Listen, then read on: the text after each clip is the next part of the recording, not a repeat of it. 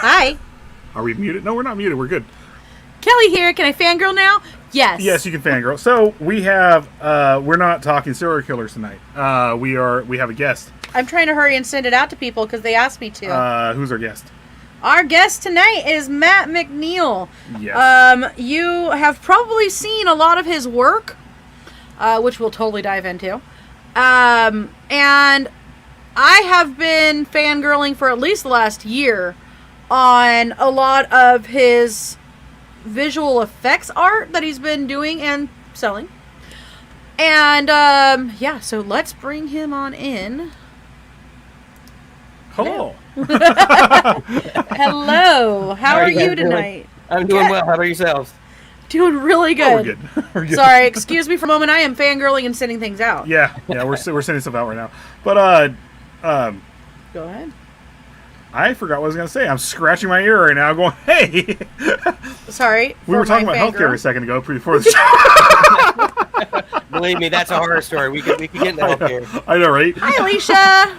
Oh man. Hey. So Matt McNeil makes masks. He's also a visual effects artist and stuff like that, and Writer. Director. What am I missing? Lights and stage. I shoot, I edit, I produce stuff. I'm sort of jack of all trades, master of none. Maybe that might be the best way to describe it. And to be honest with you, other than it just as a side hobby, all this mask stuff really, other than making costumes for my kids, was not something that I was doing for a very, very long time. When I was in high school and middle school, I was doing stuff in my parents' basement and whatnot. But, I kind of stopped. I went to film school and did a bunch of effects for friends. But when I moved to LA, I stopped doing that forever and ever. And then COVID happened and I found a lot of free time on my hand. And this is pretty much the last 12 or 18 months of what I've been up to. So I think that's what's happened with like COVID with everybody, because we started our I'm sorry, I didn't mean to interrupt, but sorry. Our podcast, everything all started basically with COVID. Like, we're very much into serial killers and murder, not murder, but like horror movies. We're very into murder. Look, I'm in some other desert town. If you guys can find the bodies, well, that's your problem. No, I'm kidding. It all started roughly the same thing. Like, over the minute podcast, the minute the pandemic started, we were like, let's just start doing live feeds and start talking about things. And then we got picked up by Oddmother and Psycho Money Death Cult. I just had a moment where I don't know how I didn't notice one of the ones behind you until just now. You have Sam back there next to Michael. Yeah, that's actually that. If you look, that one's not just a head. That's the full. This was a full Halloween costume that I did for my son for Monster Palooza maybe 3 years ago. And like, we even went as far as like, we didn't buy a sucker. Lollipop. We made the sucker. This isn't like a store-bought thing. It's actually a pencil, I think, that we wrapped with. But anyway, nice. We made a resin sucker for him. But yeah, when we make costumes for the kids, we go a little bit crazy. That is awesome. Sorry, I totally like ADD'd on that one. So, okay, you went to film school. Yeah, before that, though, I was an acting major. So I went to college. I was in college for a very long time. I was one of those career college students, which was awesome. But so, yeah, I went to NYU for 4 years as an acting major. And then I went to North Carolina School of the Arts as a film major. And then I graduated from there, and then I moved to LA. Nice. That was actually my original major, was theater arts. But that was at Fullerton College. And so that was always fun. That's not too far from here. No, not at all. In fact, hilariously enough, we had one of the alumni come in, and it was Matthew Lillard. Oh, what's funny? My kids and I just watched the first Scream just the other night. He might be the best part of that movie. He and Jamie Kennedy and Skeet Ulrich, those guys, they were the best. But Matthew Lillard is one of those guys that I can't believe isn't like a bigger star. Like, he's so good in that. He's so good in general. Every movie he is in, and of course SLC Punk being SLC my top Punk, actually, of all of those. Like, every movie he's in, it's not a bad movie. Like, he makes it a great movie. Yeah, he steals, like, literally every scene that he's in a good way, because that could be bad. He doesn't chew the scenery. He's one of those guys that really like does something to the script that makes it better. I mean, if you've seen SLC Punk 2, like, you can see the part where, the guy who had the acid that soaked Steve. You can see they made actually that part for him, but he just decided not to come back for the sequel and everything like that. Like, because he was actually a father figure to, what's his name? Harold and Bob's character, his son. He was an actual father figure to him. And it was like, oh. We're getting off track. I know, I'm sorry. This is all talking about Matthew Lillard here. They made a sequel with that. The weird thing was it came out in 2014, but it was based in 2005. It was weird. So, Ashley wanted to know who you are. This is Matt McNeil. And you didn't miss too much. We kind of went off on a tangent already. And but we are talking about his art and what he does in the film world. Yep. And him in general. By the way, Natalie says Odd Mama is fan corpsing. Is that Odd Mama? Is that Natalie's nickname or something? Natalie. Yes, yes, that is. She's Odd Mother de la Mort. Mother de la Mort. She's 400 years old. 447. 447 when she's when she's Mother de la Mort. So, what made you move from doing the acting more into like the backstage kind of stuff? Oh, what's interesting is, or maybe not that interesting, when I graduated from high school and applied to colleges, I applied to NYU. I applied to both their film and their drama department. And when they called my mother and said, if he wants to be in the drama department, he needs an audition. NYU took that as he would rather be in the drama department than the film department. And so I was accepted to the drama department. And as a result, they ripped up my film, and we only found out 2 years into my 4 years at NYU that I had been accepted to the film program, but was never told, which was fine. To be honest with you, it was the best path ever, because in going to film school later, the acting experience was invaluable. So it really paid off. When I went to film school, I knew how to talk to actors and all of that stuff. So it really worked out. Oh, that's fantastic. I mean, by the way, Natalie says, Matt, I'm coming for you later. One of the things that I did learn is basically what you said right there, is being in theater arts, going into the drama department, when you do end up meeting people. Now, mind you, so my teacher was the lost another loan to Ditech guy. No joke. To who? Do you remember the Ditech commercials where that guy would be like, lost another loan to Ditech? Oh, yeah, of course. So, like, he was my teacher. We walk in the first day and he goes, yes, I am who you think I am. And I'm looking at him like... I have no idea. Who are you? Who are you? And then he said his line and a few of us kind of went, who cares? But that being said, because of him, we got to meet Matthew Lillard. We got to meet a few other people. And even though I had that who cares moment when I first met the guy, it did give you the opportunity to just realize they're people. Oh, sure. You know? Yeah. When you bring up the 10-10-2-20 commercials to the younger generation right now, who has never ever experienced collect calls. Oh, God. Ever. Oh, yeah, collect calls. That doesn't They're exist. Like 10-10-2-20. Yeah, Don't even try to explain that. Oh, gosh. They're like, oh, that thing that Doctor Who's in? What is that? Oh, yeah. Phone buff? The phone booth. Right? What? No, that's you mean Bill and Ted. So, you said 2 years in, you realized that you had actually gotten accepted into film school. So was that kind of your turning point, going, why am I doing this? I need to go into the film school thing. No, what happened? I was always that kid that ran around the backyard with a Betamax camera on my shoulder. I'm dating myself.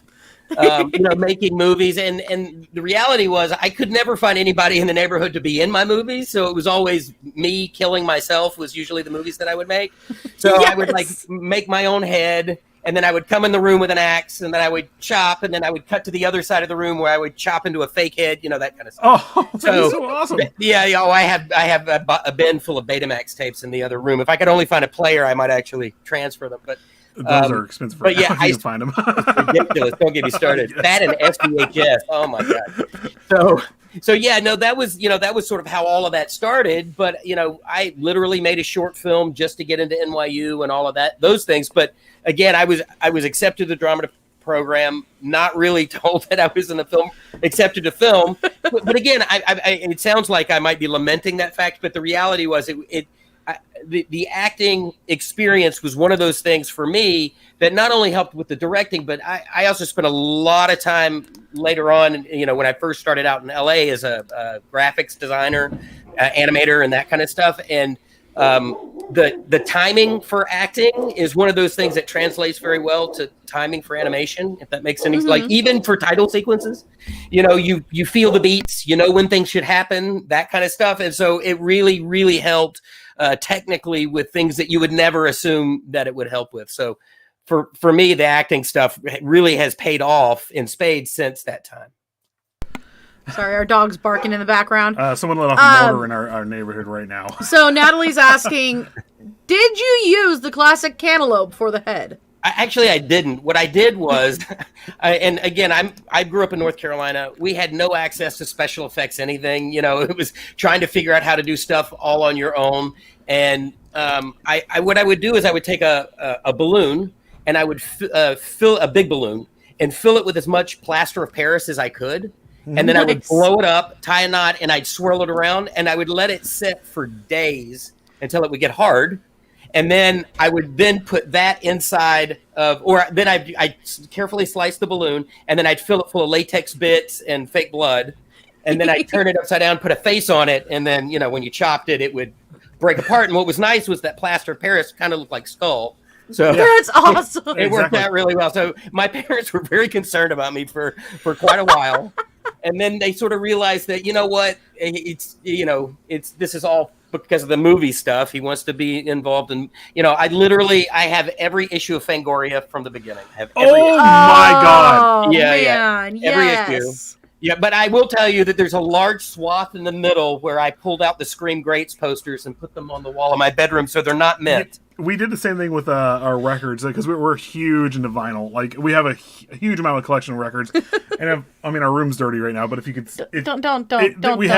we pulled out posters from there because some of them I actually want to put them on my wall, but at the same time, like a couple of them, like no, let's just keep them in with the record, and not mess them up because they're still worth $500 right now. Oh yeah, no, it's I could kick the 13-year-old me for putting that Tom Savini.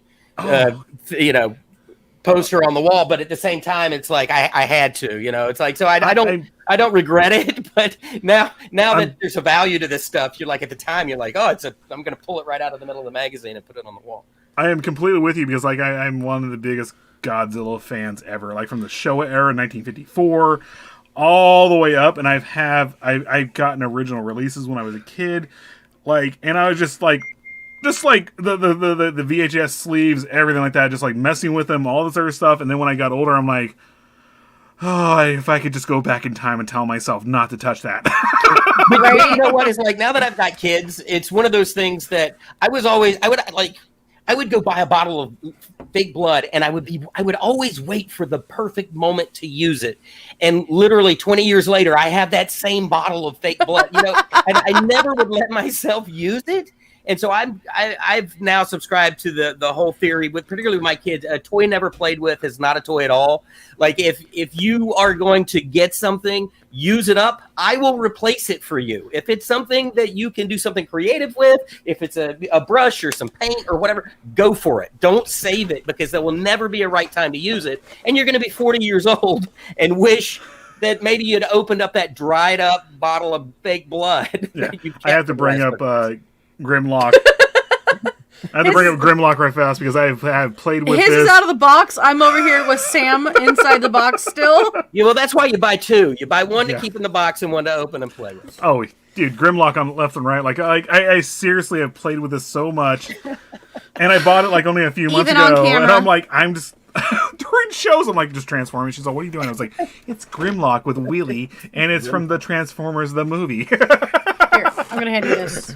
Keep this over there for now. Yeah. So I was reading your bio, and I noticed that you did some work. Well, first off, you ended up with Triage. Yes, Triage Entertainment was a production company that is kind of no longer around specifically as Triage. Mm-hmm. But yeah, I got hired by them. When I first moved to LA, I was working for a guy named Paul Boynton, who is the guy who did the open for Ed Wood. You know, that stop motion sequence that goes like through the water and into space and then back down into Hollywood and all of that stuff. So he was a guy that did miniature effects. And I'd had it when I was in college, had an internship with him. So when I moved to LA, I started working with him doing miniatures and whatnot. And that particular process is called motion control.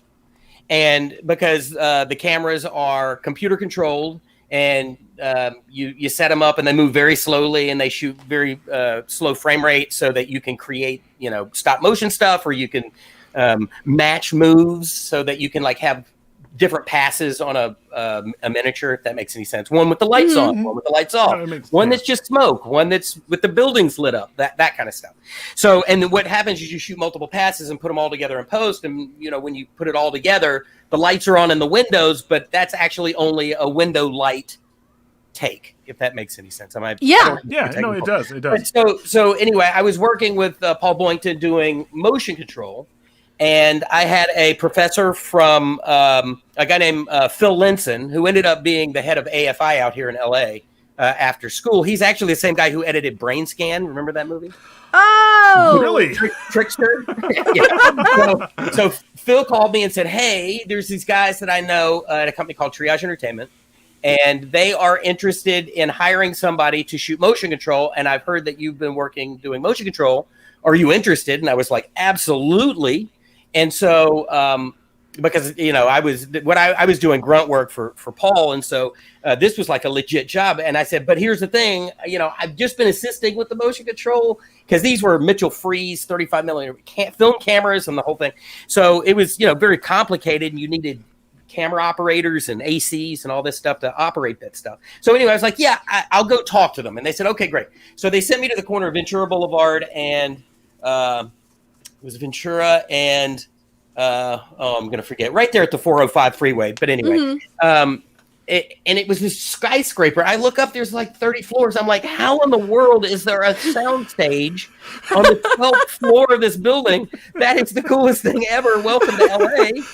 So I get on the elevator, and the guy that interviews me, and, you know, I guess he felt like I was qualified, and he walks to a door. And I'm looking at this door on like the 7th floor, and there's like all these Avid editing bays and stuff. And I'm like, I can't not believe that there's a sound stage on the 11th floor. He opens his door, and it's literally a broom closet with a camera on an animation stand looking at a table. And I'm like, what is this? He's like, well, this is motion control. This is what we do. And so I was like, yeah, I think I can handle this. So there was another guy there at the time, a guy named Hunter Mayers, who's really, really super cool guy. And he and I sort of took over the motion control department at this television company that did documentaries. And for these guys, motion control meant anytime, like on the History Channel, you see a photograph of Abraham Lincoln and the camera slowly pushes into his face. That all of that stuff used to be legitimate. It wasn't computer generated. This was prior to, you know, After Effects or Premiere or any of that stuff. So this was literally a camera facing an animation stand, and the table moved underneath it. We put photographs and we would shoot the photos. And so Hunter and I spent years and years and years. There's literally not a shot of Abraham Lincoln or Adolf Hitler I have not seen or shot. Like, I've seen it all. You're not going to surprise me. There's no... Yeah, there's nothing in the archives left over. Yeah. Look, guys. So anyway, Hunter and I shot that stuff for a few years, and then Stacy Peralta. I don't know if you know who Stacy is. Stacy Peralta is a very famous skateboarder from the 70s. But Powell Peralta. So anyway, he was a producer. I was going to bring this up next. So am I jumping? No. This is perfect. I was going to go right into this, so I'm glad you're going into this.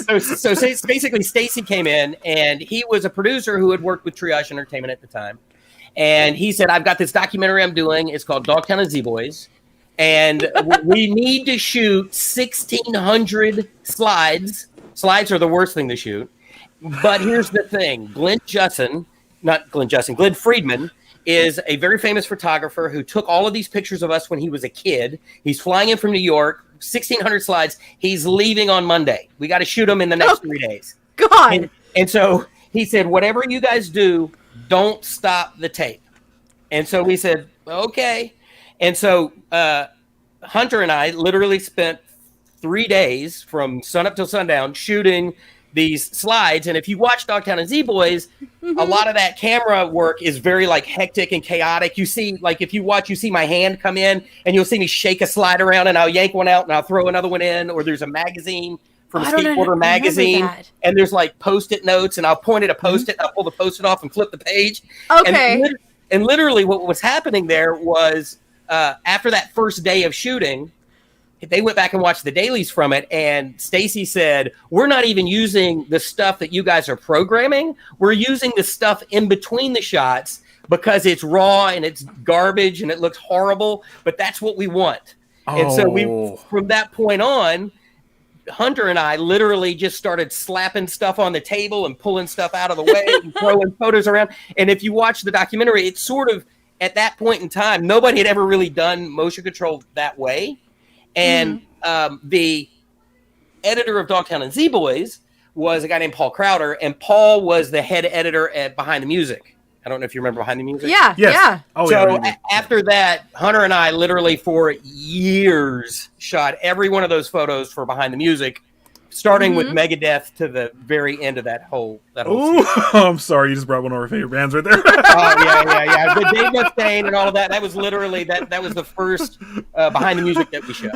Yeah. So anyway, it was one of those really weird moments in time where like if you wanted time to shoot motion control with Hunter or myself, you would have to book us 3 or 4 weeks out. Every other house in town you could get time right now. But if you wanted to shoot with us, we were a month out. Nice. Yeah. It was a weird. It was anyway. But it was really, really interesting that sort of things played out that way. You moved up pretty quickly though with that. You became the head of the department. Well, it wasn't. No, it was like Hunter and I were the department. Like there was a guy that would schedule us, but we were the guys that were shooting it. So if you wanted to shoot motion control, Hunter or I were the guys. Now. And you guys don't know this because this isn't any of the bio stuff, but when Hunter left, I had to replace Hunter.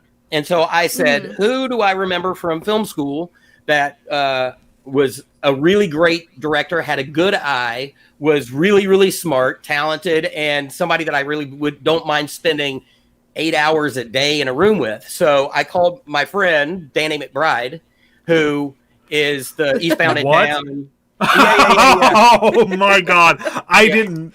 He just So Danny came in, and Danny and I shot motion control for years. And sometimes like if he's on like Fallon or one of those shows or whatever, he'll mention when he was first starting out doing motion control that he worked for the production company that did Iron Chef America and all of that stuff. Yes. Oh, yeah. So that's the company that we worked for. Triage was the producer of Iron Chef America and all those History Channel things.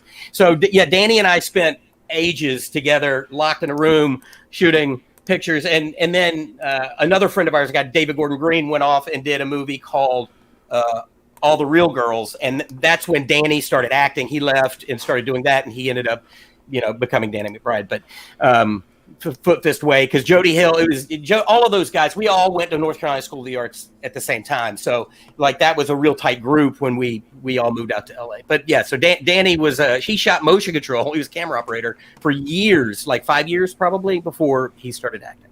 Eastbound and Down was awesome. I just want to actually say this real fast. One of my favorite scenes from Danny McBride was from This Is the End, where he had Channing Tatum. And he's all on the leash. He loves Channing Tatum, by the way. Channing Tatum's freaking awesome. But he's all Channing Tatum takes off his mask, whatever, in Eastbound, or not Eastbound Down, and This Is the End. He's all, and Danny McBride's like left whatever he was doing. He's all, see him, and we're rated R. I can say this. So fuck him. And it's all Channing Tatum was all, Channing Tatum's a bigger guy than you. He's all, oh god, and like running up to Danny McBride's leg. I was like, this guy is fucking just hilarious actor. Yeah. Danny's one of those guys. Like he's really. That's why I knew I could spend 8 hours a day in the room with the guy, because he's a funny guy. It was like, oh, Your Highness and everything like that. Like he's great. Yeah. So you did a lot of work on TV shows too, it seems. Yeah, well, most of this stuff was TV shows, particularly at the beginning, and throughout mostly. I mean, it's TV is certainly a much steadier gig than film work. I did freelance on some features and stuff, but freelancing is, it's like when I first moved out to LA before I started with Triage, like somebody would call me like, do you know, they called me like, you don't happen to know somebody who's a first AC, do you? And I was like, I'm a first AC. And so I would go and like wing it, like fake it. Girl, me. Yeah. No, I worked on a movie called Chuck and Buck, which Mike White, was in School of Rock. He also wrote School of Rock. Anyway, he was in that movie. So like I was first AC on that. I did. I was a gaffer I was a best boy grip. I had no idea what I was doing on a movie called LA Gang Godfather. I'm sure you've heard of it.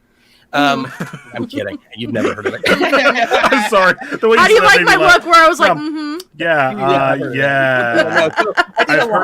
I've heard of LA Confidential. If you have anything with LA Confidential, I'll tell you that I'll talk about that right now with you if you want. Why did my brain go to Kabuki Man, NYPD? Oh, yeah, there you go. Sergeant Kabuki Man. It was probably not much better than that. It was actually Steven Seagal's production company. And Glenn, what's his name? It was the African-American guy in Speed that was driving the Jaguar. Oh. You know what I'm talking about? Anyway, he was the lead in that movie. But yeah, so I did a bunch of movies that nobody ever saw. And then I realized that if you wanted to get a steady paycheck, you go and work in TV. That's pretty much it.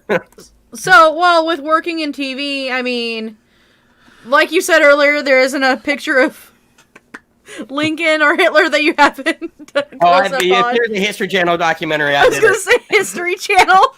At one time, literally, we figured it out because, you could figure out I could shoot about 30 pictures an hour. And if I was booked 8 hours a day, and the time that I was there, I probably shot over 30,000 photographs. Oh, my God. It's insane. Okay. So what we're doing when we're done here, we're going to go to the History Channel. We're going to go watch this stuff. I'll be like, hey, we know who did that. Hey, we just talked to the guy who just did this. So here's one that's actually a great one to watch because right when motion control, like After Effects became a thing, like almost overnight, and people started realizing that you could do camera moves on photographs digitally, right? It still didn't quite have the same feeling, but you could do more things with it. So we did a documentary at work called Comic Book Superheroes Unmasked, and it was a History Channel thing. And so at the time, what happened was they were literally like, our schedule went from completely booked a month out to crickets. And so I had to go, I got to keep a job. And luckily, I had a background in 3D animation. And the people at work said, we need somebody to start doing title sequences. And so I started doing title sequence for TV shows. And then when the sort of change happened over to from practical camera stuff to digital stuff, I was able to make that transition. So I ended up doing all of this, what we call Kid Stays in the Picture. I don't know if you remember that documentary. It was a documentary. If you haven't seen it, it's awesome. But I don't think I've seen it. They did an effect, and you see it everywhere now, but at the time it was the first time anybody had ever seen it, where they would break photographs apart. So that what would happen is you take a still frame and you would put it I know what you're talking about. on layers, and the parallax, you would do a camera move on it, and the background would move somewhat independently than the foreground so that it felt like there was some depth to a photo. Nice. So anyway, I didn't know After Effects, and it was a really complicated program at the time. But I did know Lightwave 3D, so I was faking After Effects in literally a practical 3D animation program. But if you watch that show, Comic Book Superheroes Unmasked, we did a ton of really cool, like not only digital stuff, but then I also had Danny. It was Danny that did it. We would print out multiple versions of the same comic book cover, and I would have him take an X-Acto knife and cut out like whatever superhero it was, and then we would put him on different planes of glass on the animation stand, so that when we did a push on it, the background would give you that same sort of depth of field. Anyway, I'm getting too technical, but you're fine. You're fine. I'm digging it. I'm actually about to get technical too, because like what it sounds like is what you guys started, what you guys pioneered and everything like that actually evolved into what we try to do. Well, what I try to do. Well, no, what you see on TikTok and stuff like that, where like people like take different they can actually 3D their images and all this other stuff, and like actually. It went into like apps and everything like that. Like you guys were like the pioneers of that. Yeah, we were right when that sort of practical to digital sort of thing happened, and then since that time, I've learned to use After Effects. So I don't spend a day that not in After Effects at some point. It's insane because like thinking about everything that you guys did. Everything that you guys did is everything I'm trying to do. Like when I make a promo for whatever I'm making, is I'm trying to just do it on the phone and stuff like that. Like, it's insane. Like, and you guys are like the absolute pioneers of that. I have a question. So sorry. No. I see Lionsgate, and Lionsgate is one of the ones that did Saw and all that kind of stuff. What kind of stuff did you get to do for Lionsgate? I'm trying to remember. Yeah, that's like we did. What did we do for Lionsgate? I'm trying to remember. There was a documentary. It wasn't anything interesting like you're thinking. It was one of two things. It was either an EPK, which is a electronic press kit.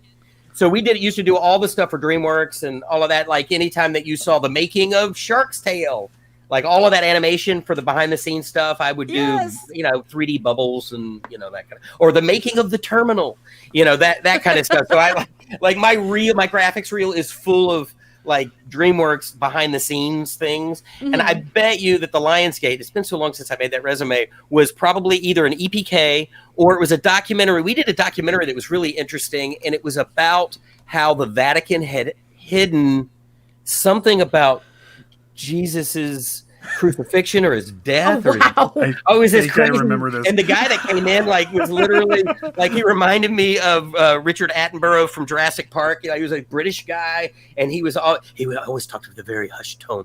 It was really, really kind of funny, and that might have been the Lionsgate, the connection. So yeah, unfortunately, it's nothing Saw related. I honestly it's not. Saw. Oh, I figured it probably wasn't, but I was like, hey, Lionsgate. Right. Look, everything going on here. Did you ever work with Carrie Ellis? I freaking love Carrie Ellis. I have not. No, I'm kidding. I guarantee you that I did shoot some behind the scenes thing that he was involved with, but it was only if you say crush right now. If you absolutely say the crush right now, I will be like, okay, Christ, this guy's that rocks. It's brutal. That's a big cut right there. That's a good one. Right. So, let's see here.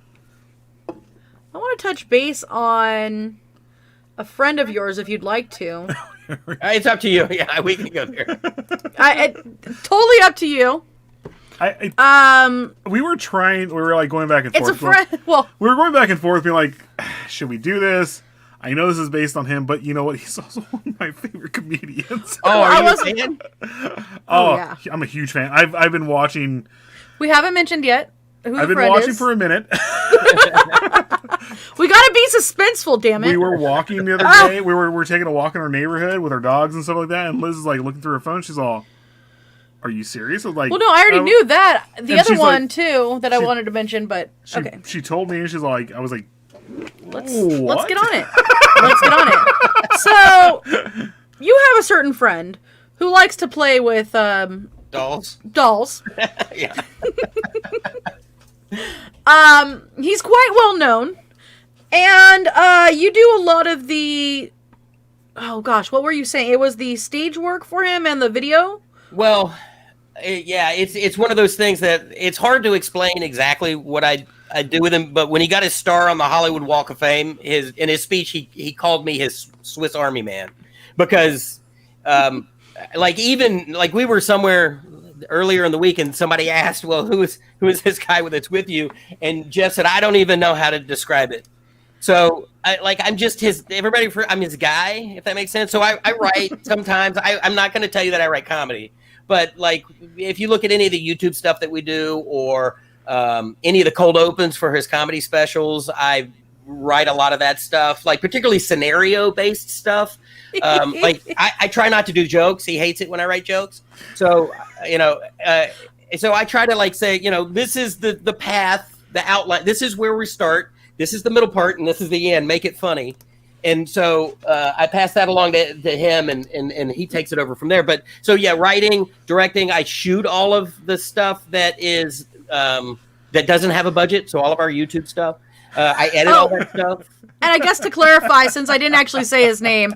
Oh, that's right. Yeah, we probably had to. We brought up Danny McBride. His name is Jeff Dunham. Right. I am absolutely.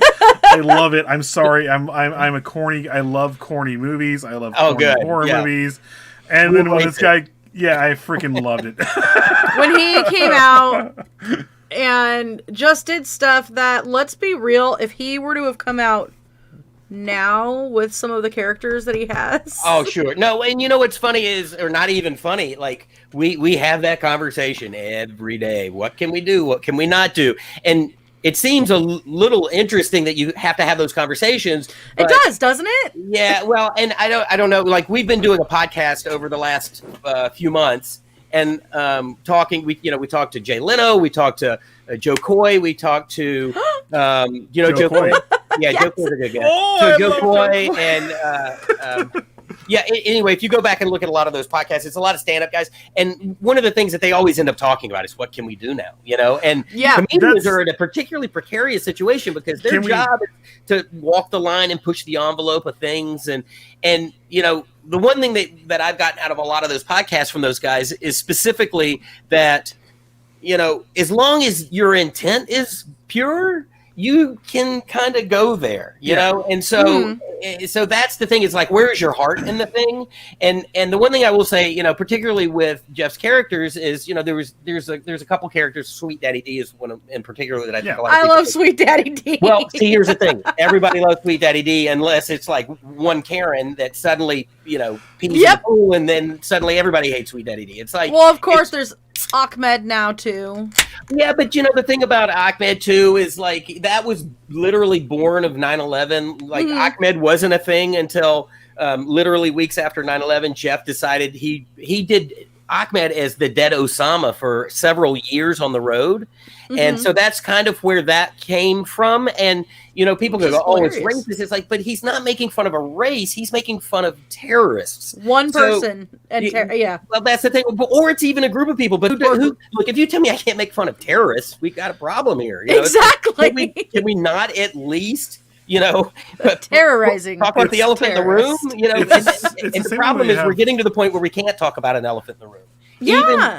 Even like in a discussion that isn't poking fun or whatever, but at a certain point, you're going to find yourself not being able to make jokes about anything. So exactly. And I don't know whether you guys saw the special that we did in Texas. It was called Beside Himself. It was for Netflix. Yes. 10,000 people. We'd shot over 2 nights. We had 20,000 people over 2 nights in that show. It was insane how many people were there. And there's a moment in the special where Jeff says, the producers and the people, the higher ups have said, shouldn't even do this character, but I'm going to take a vote. Do you guys want to see Jose Jalapeno on a stick? And the place went nuts. And I would have gone nuts. And let's be honest, there are plenty of Hispanic people in the audience, and the reality is the people that love Jose the most are his Hispanic fans. So, the problem that we have now is people get offended for other people. As opposed to being offended themselves. They're like, I'm afraid they're offending you. And it's like, don't speak for me. Let me laugh at what I think is funny. Let's just go there. And if you don't like it, don't watch it. That's it. Well, it's the whole purpose of what we do here with like Ruth B. Red and Psycho Bunny Death Cult. We've actually, and I'll say we've had cancel culture come after us too a little bit here and there, and like, oh my god, you guys cannot ever talk about like serial killers, and you guys are laughing about it and all that stuff. It's like, look, we're not making fun of victims here. But these guys who do these horrendous crimes, you damn right we're gonna make fun of them because they deserve to be made fun of. Just like you said with Ahmed and then like the terrorists and stuff like that. Yeah, they terrorists and stuff like that need to be made fun of because they're bad guys. you know? And again, it has not. And the other thing is, I'm going to bring on another special. But when we did All Over the Map, Jeff went to all of these countries or whatever, and one night he performed in the Emirates in front of 5,000 Muslims. They were all wearing the dish dash and the whole thing on the front row, and he had no idea how that was going to go. And then the next night he was in Tel Aviv doing Ahmed again, and both crowds loved Ahmed just as much. So, Jeff literally is the #1 comedian in the Middle East. Yeah. Oh, that's awesome. And Fluffy's #2. I don't know if that's fluffy, but Oh, Gabe Gabriel Gabriel Iglesias. Iglesias. Oh God, I love He's him. actually, I think one of his big starts was actually here in Bakersfield. yeah, he's the from Fox Theater. Bakersfield, right? Or he's from His family, I think, is from. I'm thinking he's from Los Angeles, and he lived here for a little bit. But one of his Okay, that's big what it was. shows, he actually came here to the Fox Theater and actually did a whole show here as one of his live Comedy Central shows. And that was actually produced by Levity Entertainment, which Triage became. And that's how I know. That's how I met Jeff, was through Levity, and that's how I've met Gabe and all of those guys. Was Dude, through Gabriel Iglesias is Levity. one of those guys too. He's Pablo super Francisco? awesome. Pablo Francisco. Oh, dude, I did Pablo. I've spent some time with Pablo. Francisco. Yeah. Yeah. You know that Ouch DVD cover with the foot on his face? Yes. I The took that movie photo. guy, the movie guy, the Yeah, movie guy I did that DVD intros. cover and all of the animation. And the other one, what was the other one? The one where he's like leaning forward and he's got the baseball hat on and it's like very like stylized. I can't remember the name of the show. Anyway, I did all the graphics for that too. But, Nice. There's So, also yeah, no, one other Pablo's- one Pablo's hilarious. on the resume that I saw that I kind of was like, oh my God! Craig Shoemaker. Oh, you know what's funny is that Craig Shoemaker Datitude. Do you know that special? Yeah. Yeah. Okay. The house that he's standing in front of is my house. Oh, really? Really? Photoshopped. It was photoshopped, but yeah, I did the composite for that and took the photo. That's my daughter's tricycle out front, and he's standing there with a Yes, here hose. it That's is. my hose. Yeah, Craig's a So- good guy too. I guess we're gonna bring it on into masks. Well, yeah. Now we have Oh a, yeah, that's a what certain we're here friend for. here right now. So real fast before I bring one of our friends in, Ashley asks, "Nice masks behind you. Did you make them?" I did. Yeah. I made all of these guys back here. Some of them are full costumes. The Annabelle is a full costume that I made for my daughter, Oh my gosh! and then the Sam is a full costume. Like he's even got his little burlap hoodie. I don't know. Whoops! I dropped my light. Hold on. Uh-oh. I'm gonna bring in Odd Annabelle. Mother while we. It's Annabelle. It's all Annabelle. It's all Annabelle. I never mentioned her. Here we go. Hold on. Here we go. What just happened? Oh, my Uh-oh. light fell over. This room's usually not red back there. Well, we brought in somebody and they disappeared, so they'll be back. She'll be back in a second. That's what happens when you're 447 years old. You can like just pop out of things real fast, pop back in, you know. And okay, so I guess we're gonna start on Well, let's get into the mask making. the masks. Okay, so what medium do you usually use for the masks? Is my question. Well, I literally everything that I do is all latex based. So all the masks are latex. You know, I sculpt in clay, cast in hydrocal, and then they're all latex. That's not to say that at some point I don't want to tackle silicone, because I do. Because I'm all, It's just- oh, I It's can't that touch sort them. of great unknown. Like I've never messed with it before. I don't know how to paint it. Liz is very allergic to latex. Oh, is that right? Yeah. Yeah. So no, I'd like to do it just for the look. You know, it's got that depth to the a little bit of a translucency to the skin textures and stuff like that. So yeah, I'd love to do silicone, but yeah, thus far all of these are all latex masks. And they look amazing. We have brought What? Mother de Mort in here. We have brought Mother de la Mort in here. Say hi, Natalie. Hi, Matt. How are you? Hi, Liz. How Fred? Good. How about yourself? Hi! I'm doing well. Um. Okay, now look. I practiced this. Okay, this is my fan corpsing. Nice.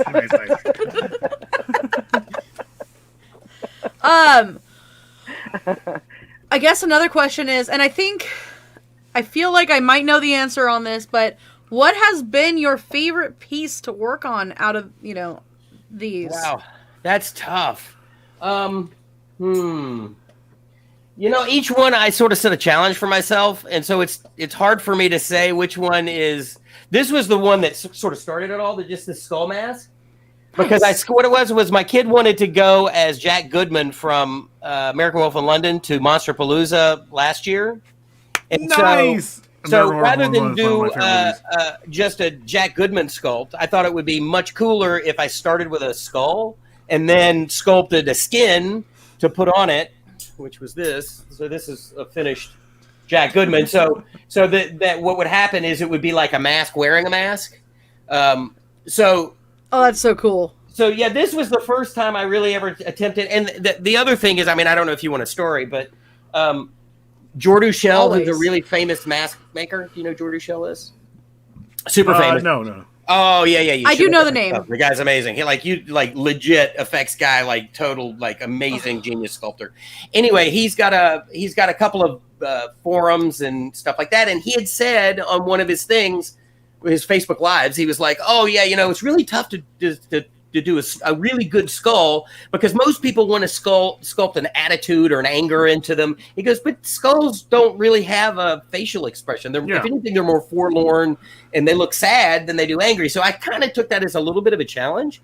And so I sort of sat down and I said, all right, I'm going to try a skull and see what happens. And literally almost exactly a year ago to this month, I think, is when I started this guy.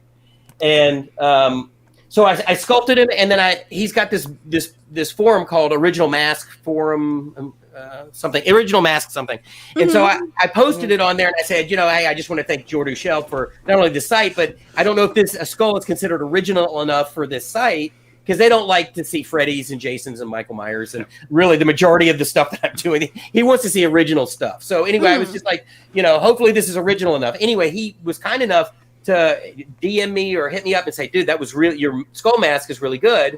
And I said, look, I don't know if you remember me, Jordu, but at Maskapalooza years and years and years ago, there was a television show called Making Monsters. It was about the Distortions Unlimited. It was on Travel Channel. Do you know that show? I've seen that. It's good. Okay. So there's actually an episode at Monsterpalooza where he's got a booth at Monsterpalooza, and literally me and my kids come up to him at the booth, and he's got one of the Nightmare series Resurrection line masks, and I buy one from him, and the cameras come out, and they ended up interviewing my son and my kids and myself about buying the mask, because the Nightmare series from Distortions, I'm an old mask collector from 100 years ago. When I was a kid, that's all I wanted for Christmas. That's all I wanted for birthdays. So Distortions Unlimited was the mask company that I always bought masks from. I have that picture. There was a Nightmare series that my mom was like, absolutely not. You can have none of those. They're too violent. And so when I was a little bit older, eBay came along, and I was able to collect all of there were only 200 that were made before the molds were destroyed. I mean, it was insane. I went on a total national treasure Da Vinci Code hunt for these things. And I found one of each. And so I've got the whole set now, but then Jordu resculpted a new Resurrection mask or Nightmare mask from his Resurrection line. So anyway, it was almost like the price, or one of those things. It's you're the 100th customer. I was like, oh, I want to buy that. And then the cameras came out.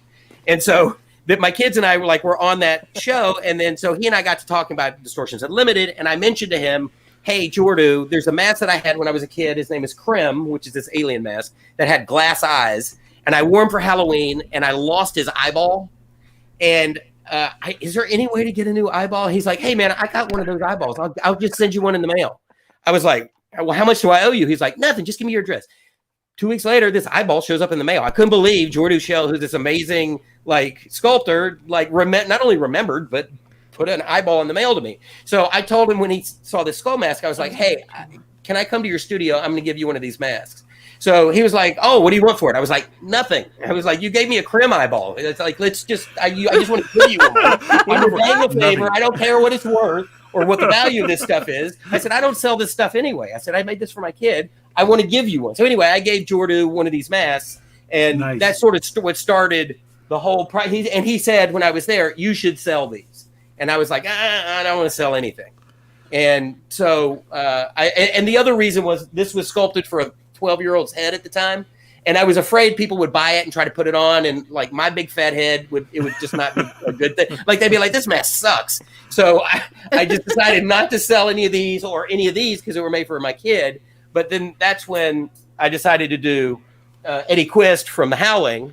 And I made him I bought an armature that was big enough for an adult head. And so that's when I did this. And reluctantly started selling these, but it became sort of popular. You showed us with the bladder and everything in it, prior to the show. And if you could just, if you don't mind. Yeah, I was gonna say, could you show us? That one's neat. If you can bring it close to the camera and do the bladder and all that stuff. This was the 2.0 version. So I don't know if you remember the movie The Howling, but it was all love those The awesome, Howling. Yes. like 1980s bladder effect, sort of werewolf transitioning kind of things. And you have The Howling, and you go right into American Werewolf in London. Both these movies were pinnacle, or I think I'm saying the right word.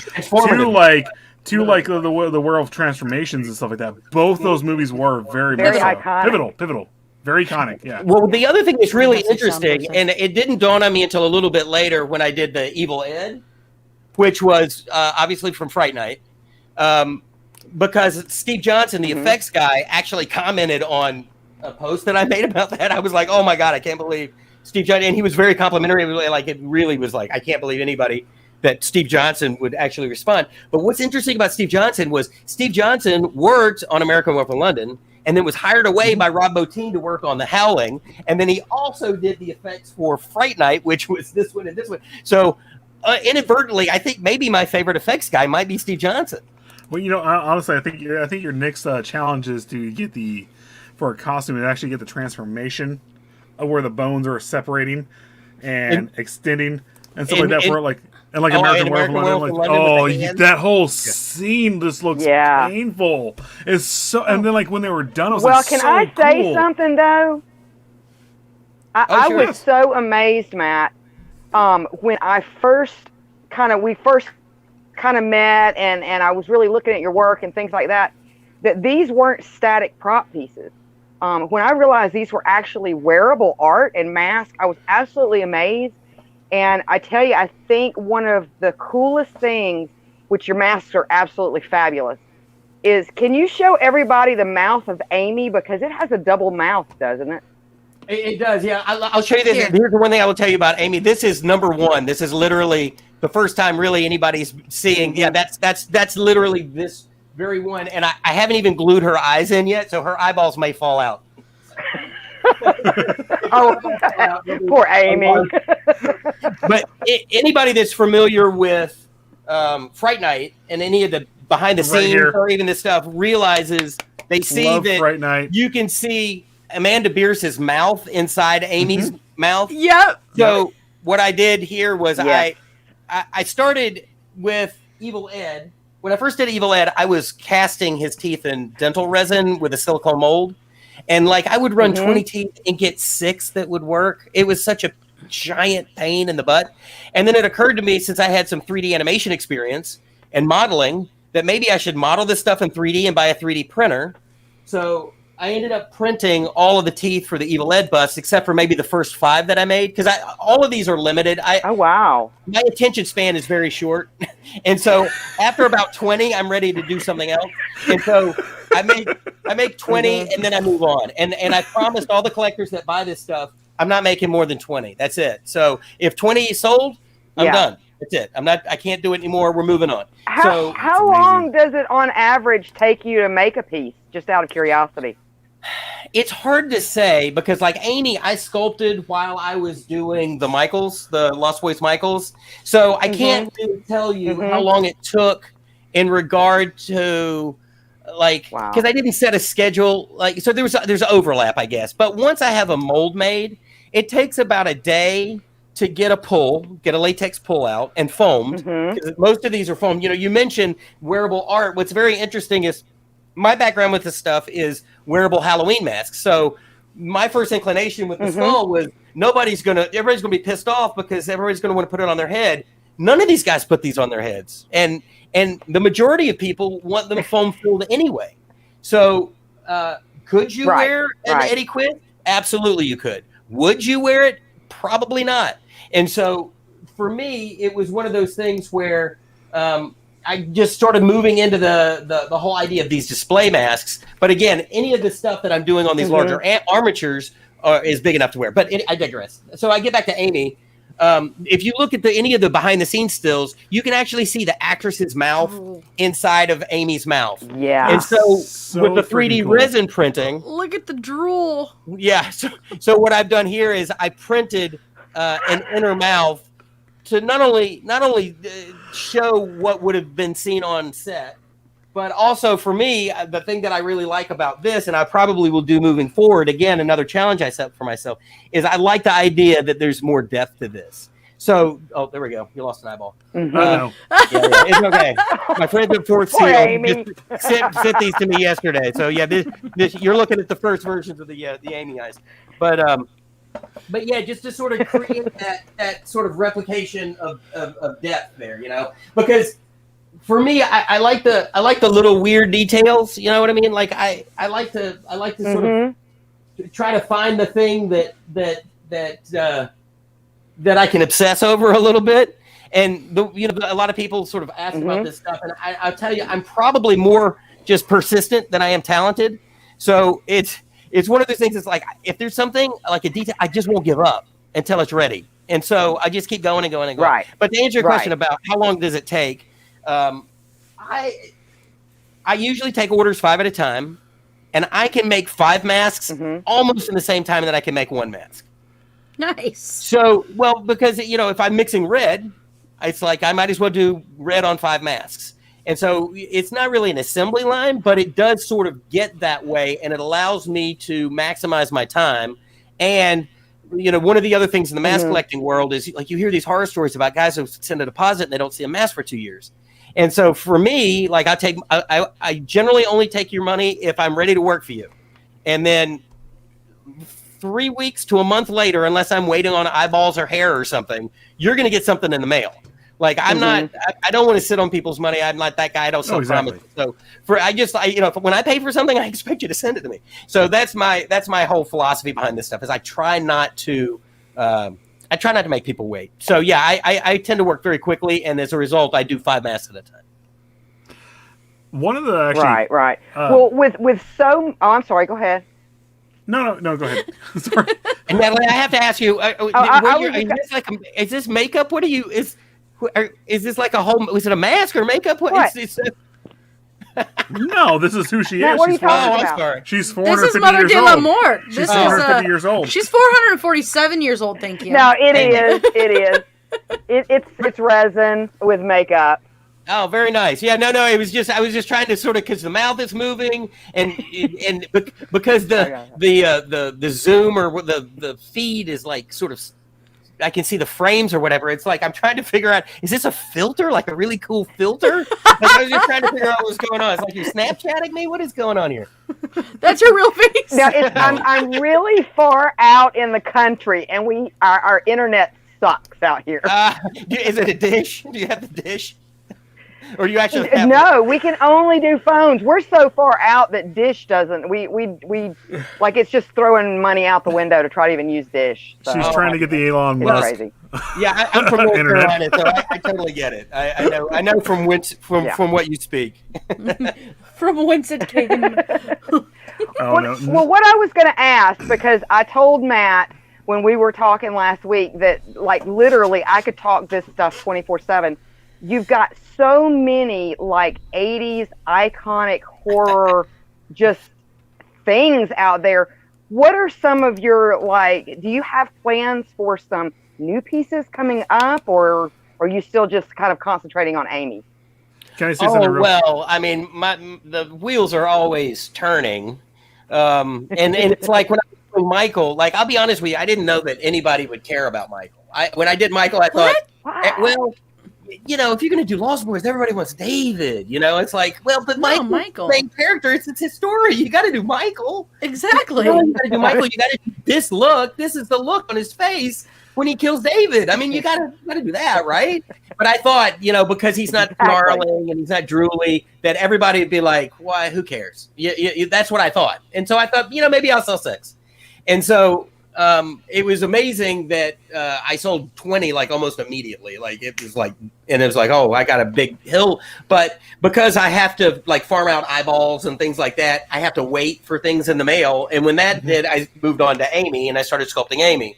So right now I'm in the process of waiting on eyeballs for Amy. So who knows? I'll probably start on something very like today. I was in the garage and I was like, I can't just don't start something new. Just don't. You've got 15 because I already have 5 of these gals painted, but I do have to punch. I'm hand ventilating the hair. I don't know if you know what that is. I'm literally weaving the hair into lace, one hair at a time. Oh God! Oh my God! Just for the widow's peak. That some people can do that. I don't have the patience for it. I do a lot of my hair on my artwork the way that you did it on Evil Ed. Oh yeah, glue, just the glue, and that can work too. But the thing with the Evil Ed, at least, and even Michael, you could glue that wig down and then just augment it on the sides or whatever, and it looks great. But it's because the hair hangs in the face. But Amy with this widow's peak, I didn't want that glue. I knew that I had to do something else. Yeah. And hair punching, forget it. I can't. It's not. So I bought a hook and I sat down in the garage and made myself learn. And I can actually do about 2 wigs in a sitting over about 3 hours, maybe an hour and a half. And so but just I just do the hairline and the widow's peak.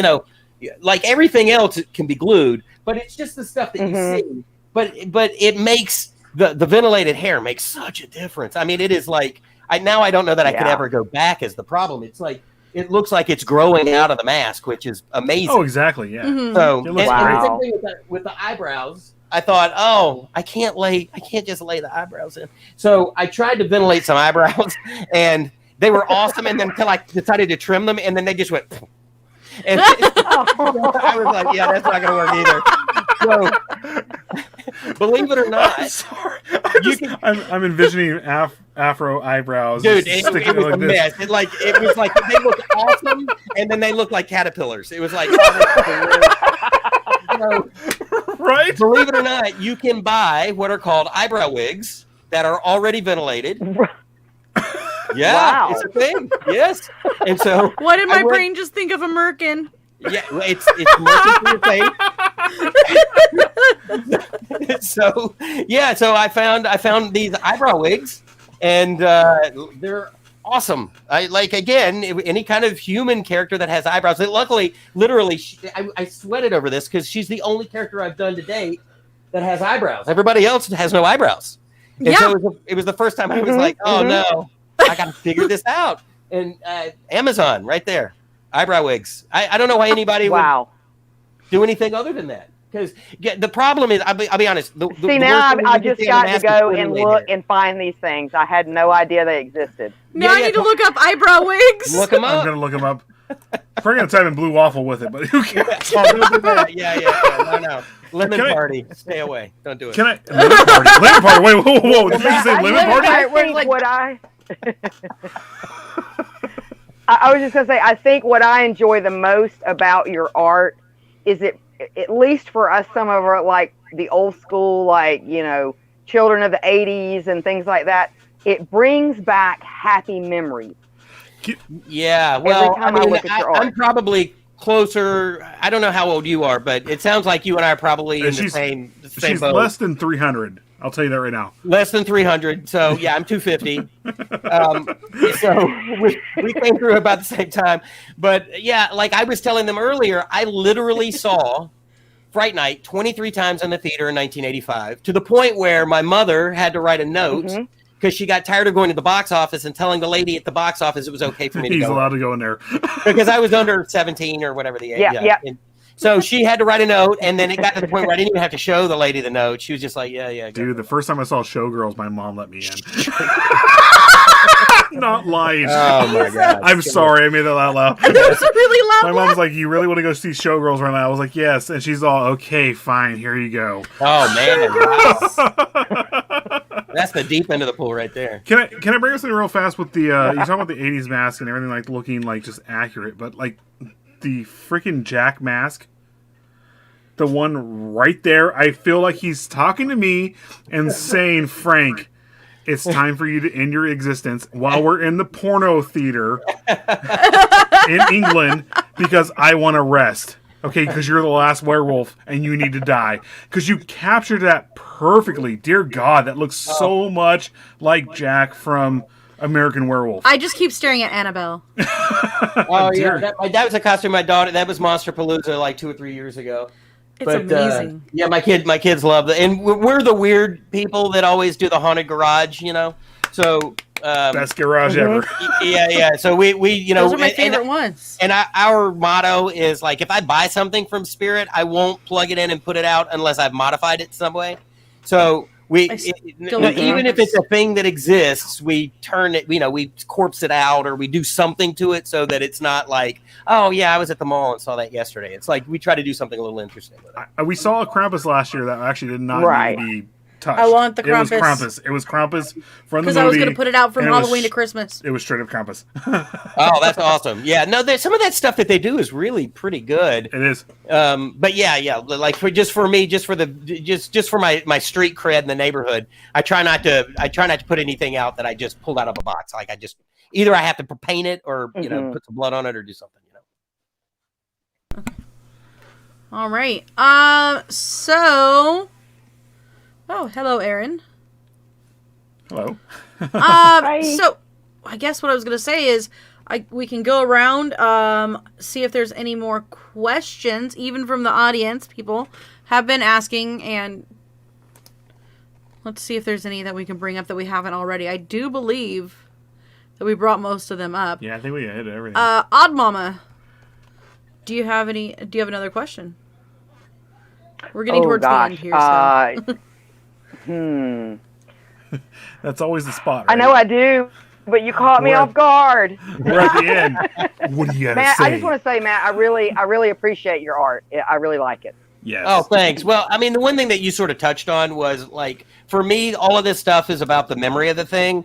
And so not only am I like trying to capture like whatever it is that I'm seeing in a reference picture, because sometimes it's tough to find good reference photos of this stuff. Like they're like frame grabs or like, it is, they're really low res. And so it's tough to do that. But the one thing that I want to do is like try to, like, particularly with Evil Ed and even Michael, like that moment in the film, like what, like I want you to look at Evil Ed and go, I know what shot that was. Like I know what that from, like what that thing, like exactly. Like, same thing with Amy. Like, I think a lot of guys are going to want Amy with her eyes set forward, but I specifically didn't sculpt that version of Amy because there's two really iconic shots of Amy, and the one is that promo shot where she's looking at the camera and her mouth is really big and her lip is like particularly curled back, like almost like on set they were like, the director was like, push her lip even further back, and I specifically didn't use that shot. The one that I used is that shot where she's looking off to the side, and so.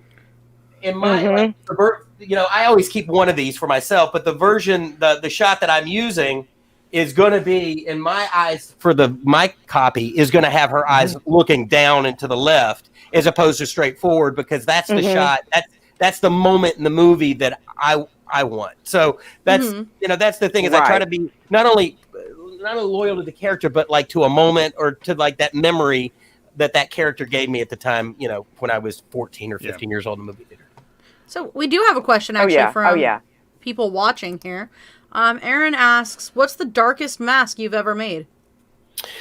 It's probably not a mask, but I did a makeup of my daughter for Monsterpalooza, and then for a couple of subsequent Halloweens where she was Reagan from The Exorcist. Oh, nice! Yeah, wow! I wish I should have sent you that.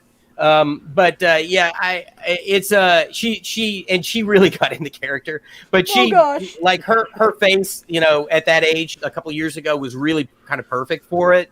And I don't know if you know what Tinsley transfers are. Do you know what those are? So we use the Tinsley transfers, which are those sort of pre-made scars, but they're not, they're Pros-Aid based. So that when you blend them in, like the blending is all really, really good. And, we got her fake bangs and we soaped her hair and we did the whole thing. And even to the point where what we did at Monsterpalooza is we made her costume so that it had fake shoulders and fake hands that were behind her like this, but they were facing the right way. And then I made knees out of pool noodles so that when she walked backwards, they would poke the dress. Oh my God. And so her head was on backwards. And so when she walked, it was like this, the back of her head is what you would see. And it was like this thing of hair. And then she would turn her head like this, but her hands would be on your side. And so that was probably the darkest, even though it was, sort of movie related. It was pretty dark. And she was like 12, it's like making my. That's the right age to name Reagan right there. And my last name is McNeil, so that's also pretty creepy. So you already answered this question, but I wanted to bring that up. Do you do it based off of a person's face or from a picture? Yes. So the answer is yes. So what I'll do is, like, particularly with Evil Ed and even Jason Patrick, not only will I find the shot that I'm looking for from the movie, but then I'll try to find any other reference, particularly profile shots, like what do their ears look like and what is their hairline specifically on this side. So that I try to, like, the one thing I'll tell you, like, I never knew that I could do likeness sculpting until all of this started. Like, that was nothing that I'd ever tried. The one thing I would tell you is that with the most important reference pictures are generally profile pictures. If you can sculpt the profile of somebody, the rest of that stuff will fall into place because you're so used to looking at the front of somebody's face, and eye distances and things like that are relatively the same. You know what I mean? Give or take, but depth of eyes and length of nose and, you know, where does the mouth sit in relation to that stuff is all very important to what the front of a face looks like. Exactly, and you can get something that looks great from the front, and then you turn it to the side and you're like, this doesn't work. So you're better off starting with a side profile. Yep. So the short answer is I find headshots, stills from other movies, you name it, whatever I can get my hands on. I do have a question. Return of the Living Dead, the barrel skeleton. Have you ever done one of those yet? I haven't, but I loved that movie. That was another one I probably saw 15 times in the movie theater. When that movie came out, I was a huge fan. Huge fan. Yeah. There's a lot, there's a lot of makeups in that movie. I'm trying to think. Was that Steve Johnson too? I think it was. But there's a lot of makeups in that movie that are, like, brilliant, like just total really cool gags. The old lady on the gurney with the screwdriver in the head and all that. I mean, there's just, and the my favorite scene is when the cops show up and they eat them, and then the one zombie gets in the more cops. Yeah. The first time we ever really heard a zombie talk, but I was cool. I'm down. Send more we were doing a Fright Fest for a minute here on every Friday night. Friday night. Sorry, we did a Fright Night fest. Fright Fest. It was a Fright Whatever night. We were doing horror movie nights. Horror movies on Fridays. And then our other guy, Cemetery Joe, took over doing the horror movies and stuff like that. But that was the first movie we put up, and no joke. Nope. I'm gonna say it. The first movie we put up was The Cabinet of Dr. Caligari. No.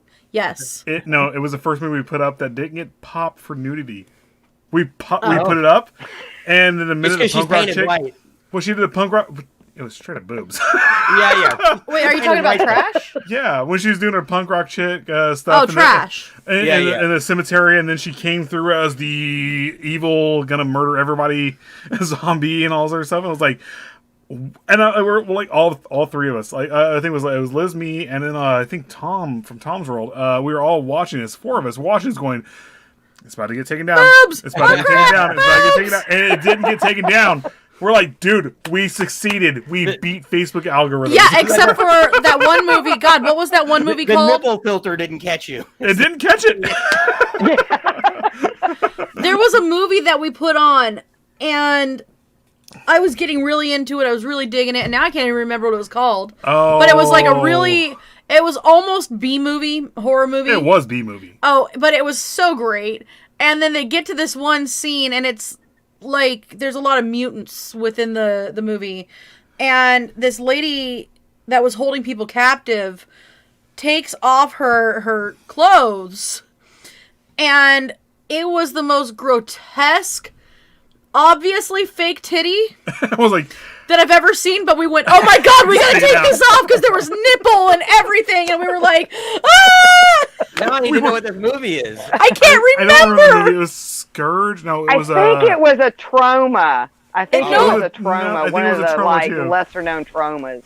It was one movie. One of the funniest things, though, I'm texting Oddmother going, I forgot about the booby shots in Return of the Living Dead because I was like, dude, they're great boob shots. I forgot. And then I'm texting her going, well, I guess we're just going to let this run and see what happens here. And then nothing happened. That one movie we didn't get popped for. So, I'm sorry. I didn't mean to digress on myself. Ashley has a few questions. One of them being, what is the most notable job you've done, and what is the job that you're most proud of? I'm assuming she just means career-wise job? Yes. Yes. The most notable job. Well, I mean, this last special that we did for Jeff for Comedy Central was the last minute pandemic holiday something. I was executive producer on that, and then I was executive producer on Beside Himself. So that's probably like the biggest credit I've gotten, even though that probably I didn't work nearly as hard on those as I did for the stuff that I had to direct. Like, probably, you know what, the most notable job, we did a special for NBC called Unhinged in Hollywood, and we shot all of these wraparounds where the network had decided that they weren't going to let Ahmed be in the show, which was kind of a real thing, but we decided to make fun of it. And we were like, we can't do a special without Ahmed. What are you kidding me? Yeah, so exactly. we literally wrote a real scenario into the special, which was Ahmed gets thrown out by the network exec. And then for the rest of the special, every time we would go to commercial from the stand-up, Ahmed was trying to get back into the theater, but kept getting thrown back out. Like I remember that. I do remember that with Chuck Liddell. I think I remember that. In the face. Chuck Liddell punches. I forgot about that. By the way, by the way, and then Chris Chuck Cornell Liddell's my favorite was MMA the fighter. network executive. But then what happens is TMZ has a video of him being thrown out. I don't know if you remember. We had TMZ do a whole fake segment for us with Ahmed in a dumpster. Nice. So that to me that was probably one of the probably most notable. And then probably the most fun though. I don't know if you saw Jeff's special was called Mining Monsters, and so I wrote and directed all of these all of the interstitials that were on the DVD only. If you haven't seen the DVD, or actually they're on YouTube too. The broadcast version didn't have them, but every one of the interstitials in between the characters was an homage to a famous horror movie. So Bubba J, I did a Hammer horror movie, Dracula spoof. For Ahmed, we did a spoof of 80 slasher films. Peanut was Batnut, so we did a Batman thing. And then Walter was Frankenstein. So, if you go back and watch those, we had a lot of fun shooting those because, because Jeff's a big sci-fi kind of horror guy too. And so, he and I have a lot of that in common. So we had a lot of fun, not only with those interstitials, but we shot that special in Savannah, Georgia, and going to Georgia and shooting all that stuff was a lot of fun. So, I would say a lot of the Jeff Dunham stuff is probably the most notable and some of the most fun. Look at this. Ashley says that her dad was in Night of the Living Dead. Was he a zombie? We will find out. We'll find out. Ashley. So, just to let you guys know, Siren is Ashley. We are interviewing Siren tomorrow night. She is a horrorcore rapper. And she's pretty badass, honestly. Yeah. She actually... Oh, here we go. He was just a zombie, but he got to stand in for actors, etc. He didn't let me watch it till I was 14 because I was a kid and I was terrified of everything. Yeah, but he let you watch it when he was 14. You had a cool dad. That's pretty great. Yeah, right? I think a lot of kids were 20 before they see even Night of the Living Dead. Maybe not these days, but when I was coming along. Liz, you and I had a conversation yesterday.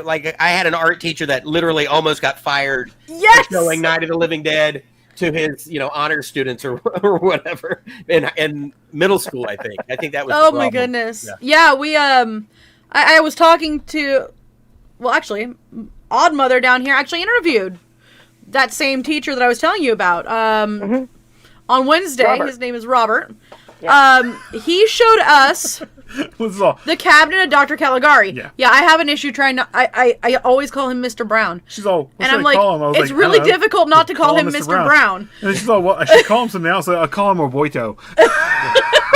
I was having problems because I want to be professional and be like, so Robert, and I'm like, Mr. Brown. It is professional to call your teachers like the teachers you actually really cared about. I couldn't do it. Keep calling them thereby Mr. Brown or Mr. Whatever or Mrs. Whatever. Yeah, it's like you can't call him Randy. That would be no. Right? I kept going. So there's a question for you. I can't say Robert. I was having such a hard time. But no, so he actually showed us the cabinet of Dr. Caligari, and it was a Christian school. Oh, wow, yeah, that's... Yeah. And, I mean, it depends on how Christian, but yeah. Oh, it's a Lutheran school. Yeah, but the thing about Caligari, I mean, again, my film nerd's going to show, but, there's a lot to take away from that movie. Yes! It's beyond anything that's... It's avant-garde, it's Anybody that's looking for something satanic in it is looking for something satanic. Oh, exactly. Right? Exactly. Everyone else is like, I just want to watch the movie. Exactly. There's something going Satan on, like here. artistically in that, like the shadows and the. I mean, there's so much going on. Exactly why he showed it to us, actually, was because of the art value of it. And apparently, like, when we spoke about it, like, recently, he was like, I'm glad at least one of my students gathered that it was for art. And that it was for me showing how they created this art in such an amazing way. Especially at the time. Yeah, I was exactly. going to say, was it 1922 or 1920. Yeah. 1920? Yeah, it's ridiculous. Like, how many movies were made before that? Not a whole lot. Yeah, No, exactly. all the And then scenes, everything the- was set to a tilt, and just everything being set to a tilt Wasn't there gave a it couple that scenes much where they more of actually that fell off a creepier. cliff or something like that? Like I No, wanna that's say- walking on top of the houses. No, but they actually were doing that. Whereas they didn't. Oh, sorry. Go ahead. You give me the look. You give me the look. Go ahead. Go ahead. Oh no, I was just gonna say, I just thought it was No. really neat that everything was like to a tilt, and everything being slightly off is what gave everybody that kind of like feeling. Like almost a vertigo you would get in some instances with Well, the that thing to movie. consider with that as well is, like, 1920. It's like when, like, with it, Edison's Frankenstein was 1915 or 1919. Like, the movie camera had not been around that 23. long. And I can tell you right now, making a movie 10 years ago was a giant pain in the butt. Can you imagine how hard it was to make a movie? Oh, my and put gosh. things at a tilt and do all the things they were doing in 1920? Like, Well- it's like, here's this new thing. It's called a paintbrush. Yeah. You know what I mean? It's like, what am I supposed to do with this thing? Rocket ship to the moon. Yeah. Milieu. Yeah. Yeah. Well, I actually, mean, we watching just, that one even. we just watched the new Mortal Kombat today, and like Oh, how is it? Good? it was Okay. good. It's was pretty cool. good. It was hokey. It was I'm gonna hokey. take my where kid it in the needed- theater room in a minute. We're gonna watch that. It was hokey. It was corny. I'm not I'm gonna good. give. But it I'm was not gonna good. give stuff away. No, it was good. It was good. But this sets it up for so many of them that I am so excited. That's What good. they did do, what I'm bringing up here, like what they did do with the blood, they finally, like with the CG blood, it actually looks legit. Oh, yeah, The because I can CG pick that out part at of a it- mile away. But they did bring in the aspect of it. Like, I know they rushed it. When you watch it, you're going to say, well, they rushed it. They did this. They did that. Oh. But it feels like, it kind of feels like they took the roots of the old Mortal Kombat movie Yeah. from the 90s and brought it into this. And then they're starting to set up a story and stuff like that. Because they are going to go on with 4 new movies. You know. Oh, yeah, But- yeah. So they're making it. They're franchising. That makes sense. I mean, Yeah. it Oh, only makes sense. Well, yeah, They're- Warner Brothers already owns Mortal Kombat the game, and Well, they're- Warner Brothers is going to keep going with the movies and all that stuff. So, Why would well, you not? Exactly. They're bringing in characters that, like, for me, I have always seen in the games and been like, I want to see them in a movie. Yeah. But You know what's funny is that original Mortal Kombat movie, as goofy as it a little bit was goofy. It's But so as goofy as it awesome! was, I loved it. But I I have loved to tell it. you, Goro was amazing. Like, Yes! because he took 2 animatronics to do him, and when you see to do him, sorry. To make him act, two guys, whatever, and then like some claymation and all that stuff. And when even his face. when you watch the new one, they kind of incorporated that into Goro. Oh, really? They do, and I'm not giving anything away here, but like I said, with the blood and all that sort of stuff, they finally. Oh, we got blurry. Ah! It hasn't happened. There it goes. There you go. The blood and stuff like that, like where they do the CG blood for a lot of the movies, they finally, it feels right with this movie. Like when you watch it. I like practical effects much more, I love though. practical effects more Because than I anything love else. getting. Every time I've done like little short films with friends or whatnot, and we get to use the Caro, because like I can't do the real blood that like Saw did. Well, that was maybe we- disgusting sounding. With But practical effects and all that stuff, when you get in shot with practical effects, there's really a whatever it is right there popping out, and you're splattering everywhere. The thing with practical effects with CG, it just looks like it's painted on and just splattering out. It doesn't look right. Well, you know? what When the was it? tracking sometimes is a little Yeah. off. Yeah. I always like practical effects also because, like, I'm that person that likes getting dirty, likes getting my hands dirty. And so, like, it feels so much more fun when you have like the gross blood everywhere, you know? I don't know. No, I totally get it. Like what you said earlier, you were talking about American Werewolf in London. I mean, what, 1981? Has that transformation sequence ever been done better than that? No, absolutely not. No. So, I mean, it's Absolutely just sort of not. like you guys can keep trying this digital stuff, and it can be amazing. But I can see right through it every time.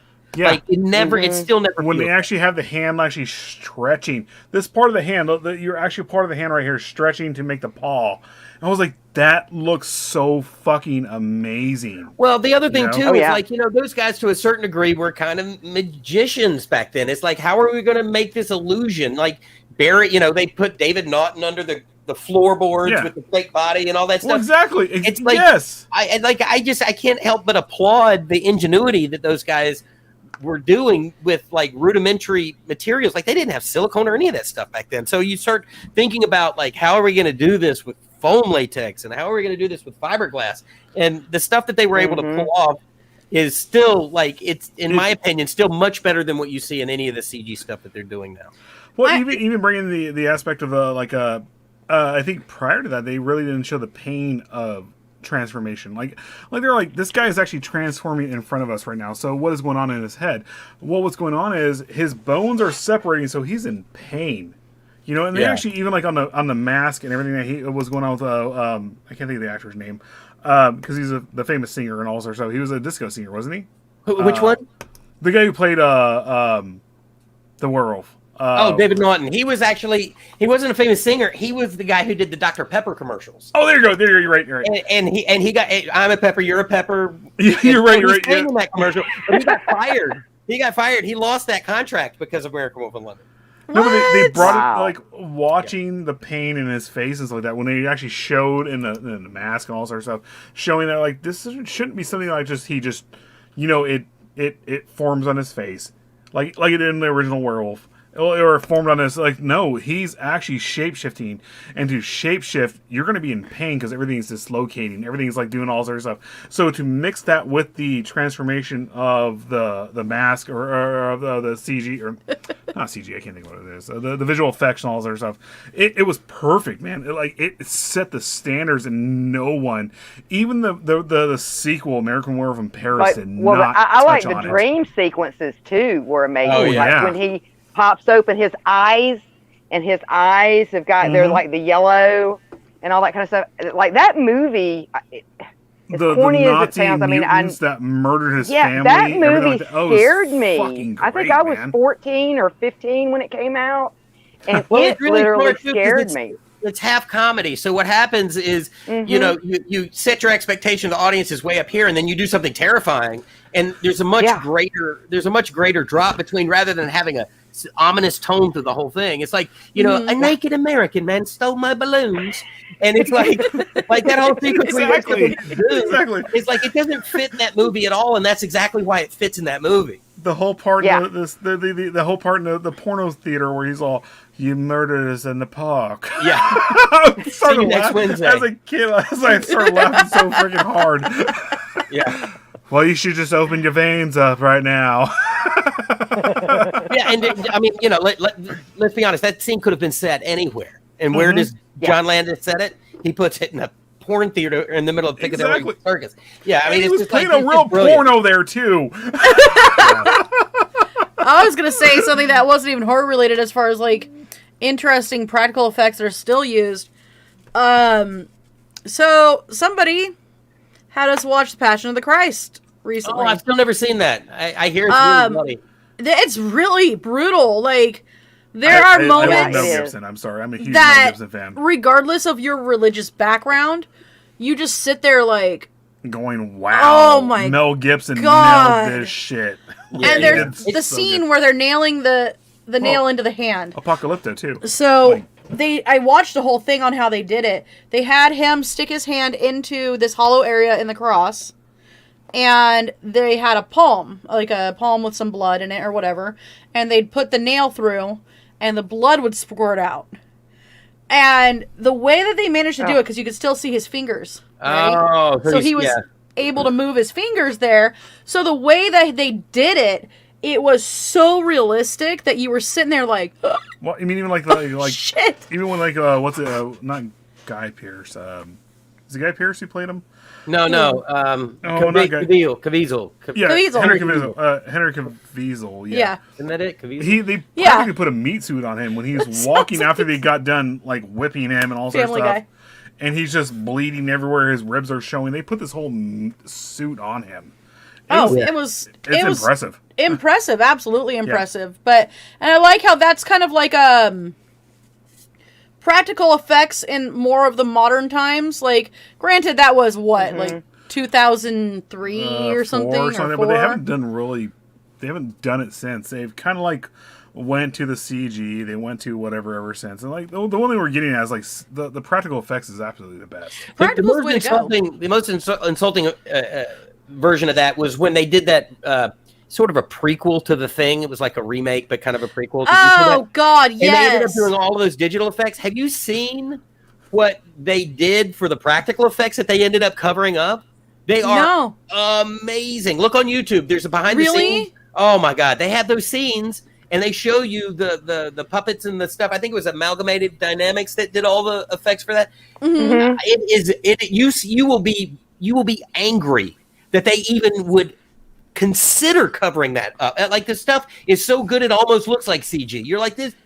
Oh wow! Oh, it's insanity that they even that they even touched a frame of that. It is amazing. I mean, and it would have been so much better.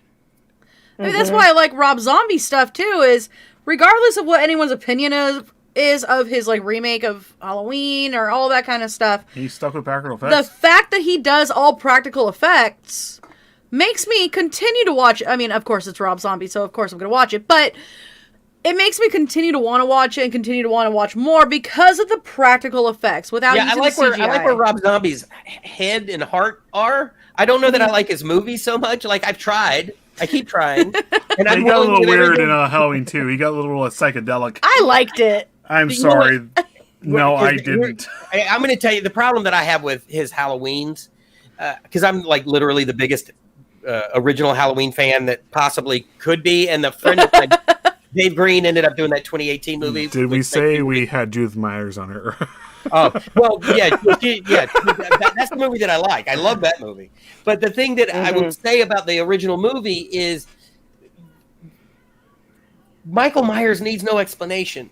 Let's stop trying to explain it, please. Yeah, I get that. No, I don't want to know that his mom I think that's where we're coming where I'm saying Red Rabbit in. I don't want to know any of this. I don't want to know any of it. I don't want to know he was bullied on the way home from school and killed animals. I don't want to know it. I just want to know that he's pure evil. He killed his sister, and now he's on a rampage. That's all. I love that scene though where he did get bullied and he just brings out this fucking branch and just put it in another movie. Put it in. You could, but I still like. Put it in another movie. Scene. It's fine, but it's not Halloween. Michael Myers. It's got That's true. That's all You're right. I need to know. You're right. He's just a psychopath. He's born. Can I say this one thing about Halloween? Why did they not? And I know this might be like blasphemous to a lot of Halloween fans, but I was a really big fan of Halloween 3, and I never understood why they didn't separate those two and go down that avenue as well with a completely different storyline. Well, you know that the original idea behind that was they did Halloween called the Babysitter Murders, and it was going to be a one-off. Yep. And it became incredibly successful. John Carpenter was sort of forced into writing Halloween 2, which I think is a perfect sequel. A lot of people don't like that movie for some reason, but I think it is an amazing follow-up to the original.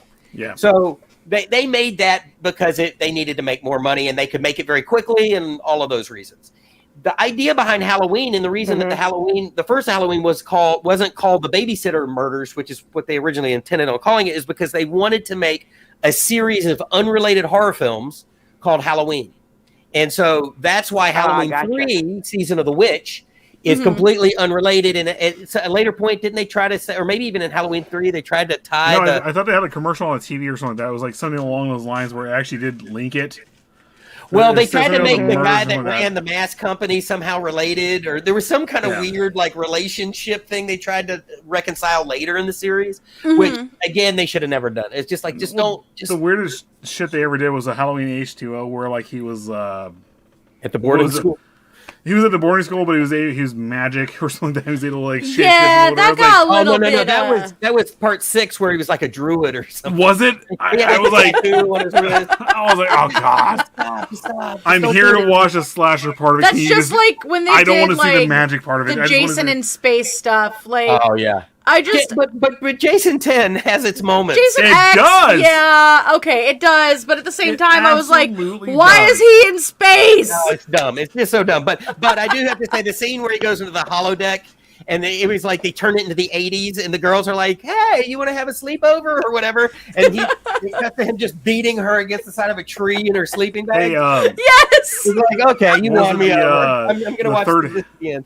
The third Hellraiser, where they They shot that in my hometown.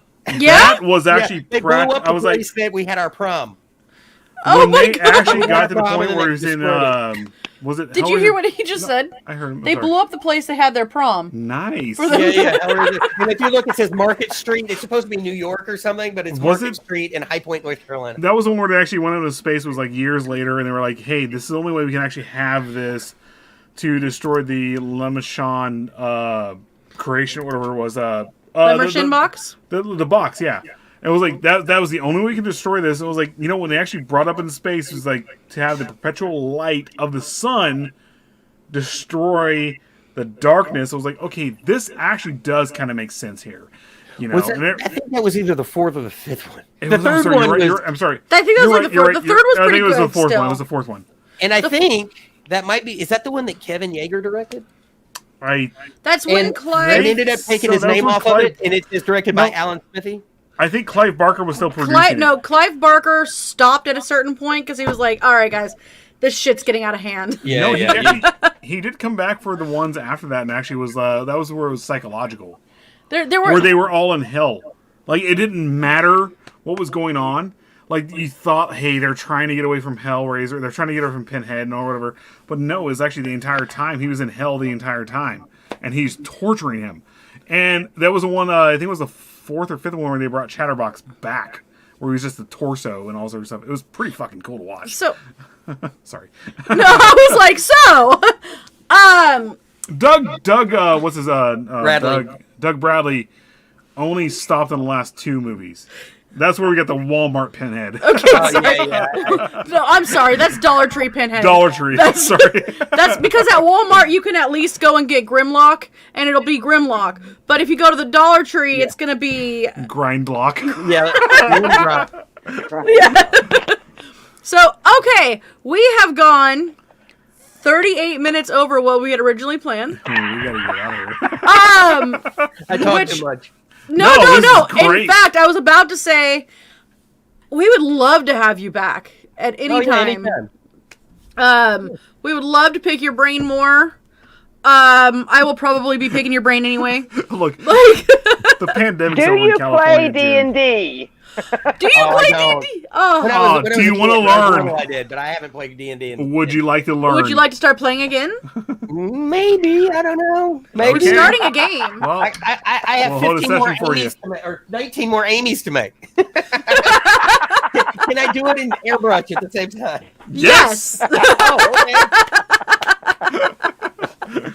Alrighty, so again, thank you so much for joining us tonight. This has been fantastic. I would love to have you on again. We'll always be picking your brain because I have to. Thank you, Odd Mama, for dropping in as well. We always Thanks for love doing it. your makeup. I'm sorry? And thanks for doing your makeup. Oh, well, you know, Makeup. it takes a She came out lot of the to grave. keep this girlish glow. She came out of the grave. There's no makeup there. Ghoulish glow. All right, so again, thank you guys so much for joining us tonight. Tomorrow night we have what's going on. Siren. Well, the Metal Show is The Metal interviewing Show. Siren, who I know she's not a metal artist, but she is probably the most metal rapper I've ever seen. She cleaved a. She is a amazing. lamb If you guys skull get or the something like that. Like chance, she actually pulled eyes out. if you guys get the chance, go check out The Witch is Back, by Siren Von Wicked. And there's something else going on tomorrow night. Tom's World. Oh yes, this Tom is is Tom's bringing his son- World. He's bringing his son in. And this is gonna Night be of the this is Living Tom's Dread. World, and Not This Lady is Dreads Tom's tomorrow. World Jr. Night of the Living Dreads will also be on tomorrow. Psychosocial. The Psychosocial Hour will be on. Yep. And we're blurry again. Sunday, we have the Sideshow. Then it all loops back around. Monday is going to be History 101. No, not History 101. There's a new show coming up. So come check that out. We also have Steve the Cat. You don't want to miss Steve the Cat. He is fantastic. He reviews movies. And it's he actually reviews pretty horror good. movies. Steve the Cat is fantastic. Tuesdays, we have Genevieve with the Creepy Parlor, as well as Psychic Cindy. And she's over on YouTube now. Yes. Mm-hmm. We have Wednesdays with Mother de la Morte. Thursdays, It's open. don't know if there's anything going on this Thursday. And it all loops back around. And if I forgot people, I am so sorry, guys. Again, have a wonderful night, and we are going to end with an awesome video. Bye, guys. Bye. Thanks, guys. Bye.